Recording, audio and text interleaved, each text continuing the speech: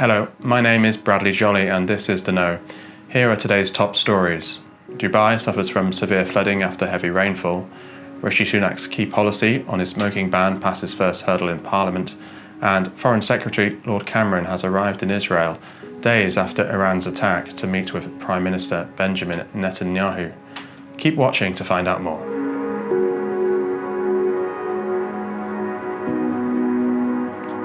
Flights arriving at Dubai Airport were temporarily diverted on Tuesday after severe flooding left the tarmac submerged. Shocking footage showed Dubai's metro flooded, with commuters seen treading across ankle-deep waters. More than 120 millimetres of rainfall was recorded in the city-state on Tuesday, which is the annual average for the region. Cars were left submerged underwater as people navigated through roads. The National Emergency Crisis and Disaster Management Authority has advised people to take preventative measures for heavy rainfall and hailstorm to minimise impacts on homes and to park cars away in a safe location. Prime Minister Rishi Sunak's smoking ban policy has passed a key hurdle of second reading in the House of Commons after facing opposition from his own party members. The ayes to the right, 383.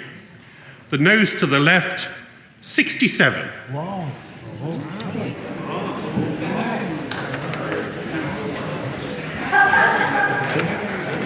The ayes to the right, 383. The noes to the left, 67.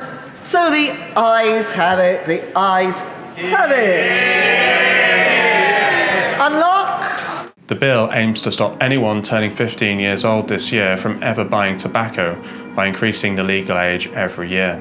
The legislation will also restrict the sale of colourful disposable vapes by imposing a new on-the-spot £100 fine for retailers who sell them to under 18s. Health Secretary Victoria Atkins on the bill said, "The vast majority of smokers start when they are young, and 3/4 say that if they could turn back the clock, they would not have started. I would argue it is our responsibility, indeed our duty, to protect the next generation, and this is what this bill will do."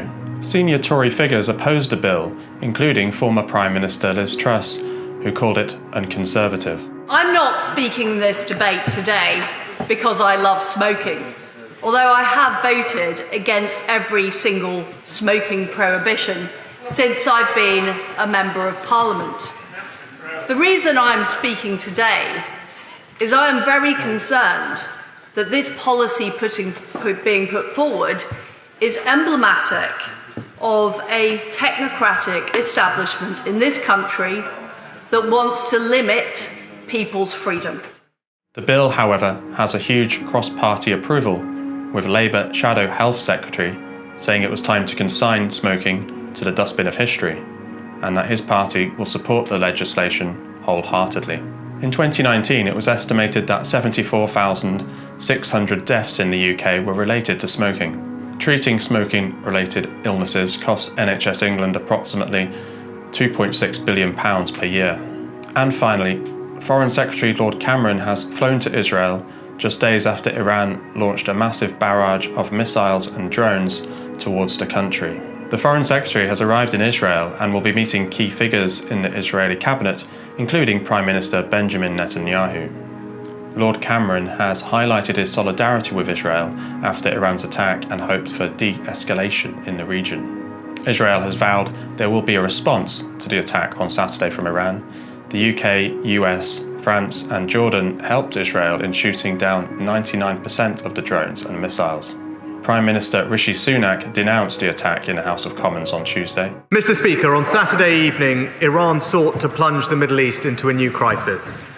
They launched a barrage of missiles and attack drones over Iraq and Jordan and towards Israel. The scale of the attack and the fact that it was targeted directly at Israel are without precedent. It was a reckless and dangerous escalation. If it had succeeded, the fallout for regional security and the toll on Israeli citizens would have been catastrophic. Iran's attack came as a retaliation to the airstrike on their consulate in Damascus on the 1st of April, which they blamed on Israel. The airstrike led to the death of 7 members of the elite Iranian Revolutionary Guards Corps, including 2 generals. Israel has chosen not to make any comment over the airstrike on the consulate, but is widely believed to be behind the attack.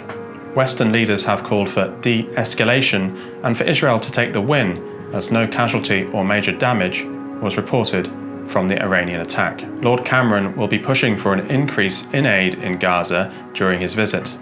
More than 33,000 people have been killed and over 100,000 have been injured since Israel's ground invasion in October. The UN has said there's a humanitarian crisis unfolding in Gaza and access to increased and unhindered aid is needed. The Foreign Secretary is hoping to persuade Israel to allow the use of its Ashdod port to increase the flow of aid into Gaza. Lord Cameron will then head to Ramallah, where he will meet Palestinian President Mahmoud Abbas. Thanks for watching The Know. Don't forget to like, comment and subscribe to The Mirror for more daily news updates.